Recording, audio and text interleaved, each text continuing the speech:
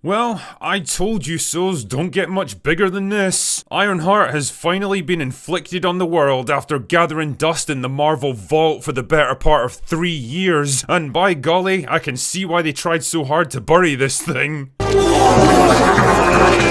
Having suffered through the first 3 episodes now, I can confidently say that this is by far the worst thing Marvel have ever produced in nearly 20 years of MCU history. And damn man, that's up against some pretty stiff competition by this point. A cringe-inducing calamity of a show drenched in identity politics that have aged worse than Mickey Rourke's face.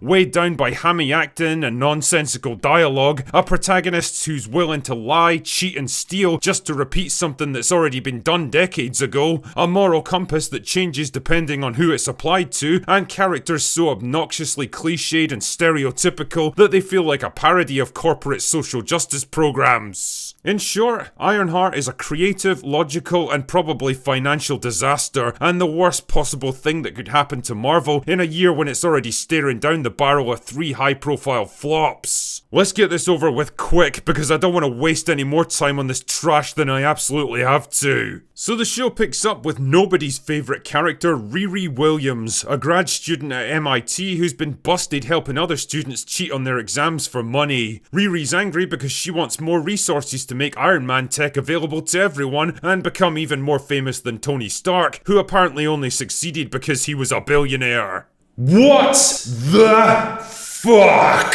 You've already been given a free scholarship at the most prestigious university in the entire country and 4 years of funding to construct your very own Iron Man suit, and that's still not enough for you? Do you realise how many people would literally kill to be in your position right now? Do you realise how fucking ridiculously arrogant and entitled this makes you look? Also, I hate to break it to you, sweetheart, but there's a very obvious reason why Iron Man suits aren't widely available in this world, and if you stop to think about it for just a second, I'm pretty sure you'll figure it out too.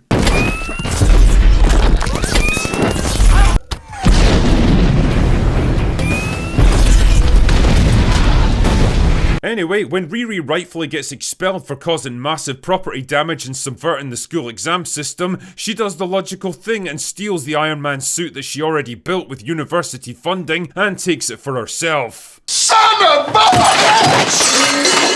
You know, for a show that's all about challenging racial stereotypes, you're really not sending out the message you think you are with this one. Anyway, back home in Chicago, she clones her own brain to make an AI for the suit, which I guess is something you can just do now, and it somehow morphs into her dead friend Natalie, who got killed in a drive-by shooting years earlier. And how exactly can I describe Natalie? Well, imagine Jarvis, but now he's an insufferable twat with the personality of an abrasive teenage girl from the hood who constantly fucks things up for the main character. I just can't, man. Fuck. Anyway, Riri's trying to scrape together enough money to repair her suit. Life is hard when you actually have to work and pay for stuff, isn't it? When she's approached by a guy named Parker, who offers the chance to join his ethnically and sexually diverse criminal gang, including this, unique individual.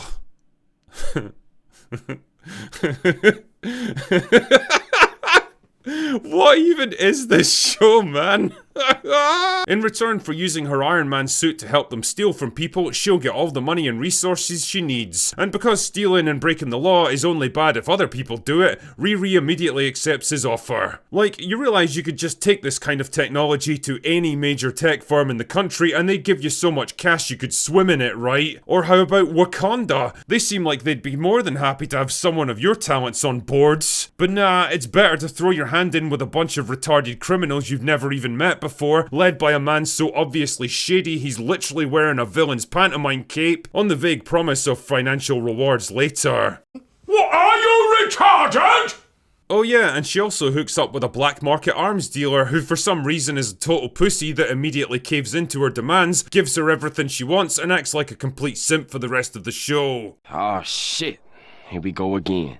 Oh my goodness, what are the chances that the one and only white guy in this show would turn out to be a completely submissive pussy? This stuff just writes itself, doesn't it? Anyway, they complete their first heist together, but Riri starts to get suspicious of Parker and begins to question the mysterious hood he's always wearing, which triggers a chain reaction of mistrust, revelations, and revenge that threatens to tear the gang apart. But will Riri be able to stop Parker and free him from the control of the hood, or will his dark powers destroy all of them?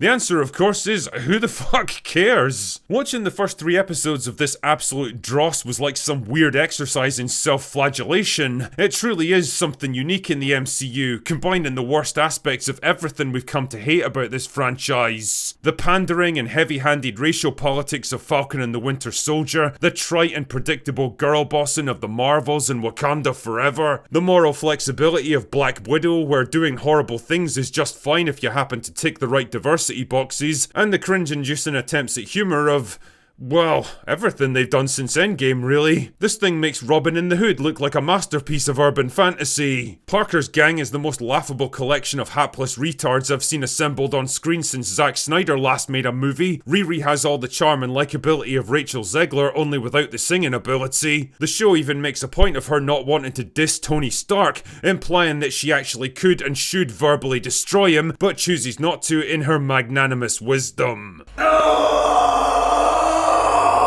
And fuck me, I don't know what kind of humiliation ritual Hollywood's putting Alden Ehrenreich through after Solo, but it can't possibly be worth it to appear in trash like this. His character is eventually revealed to be the son of Obadiah Stane from the first Iron Man, because of course he is, but he doesn't want to follow in his dad's footsteps, which is why he's become a black market arms dealer.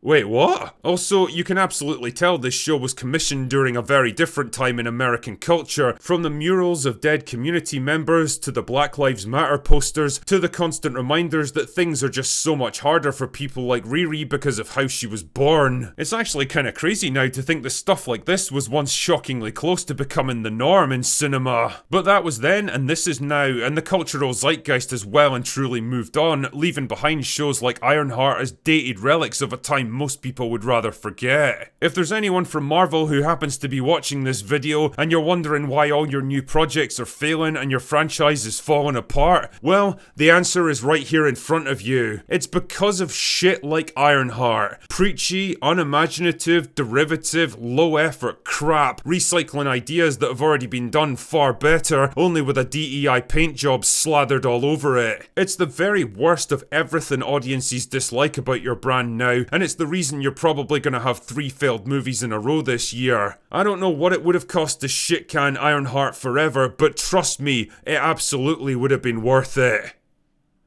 Anyway, that's all I've got for today. Go away now.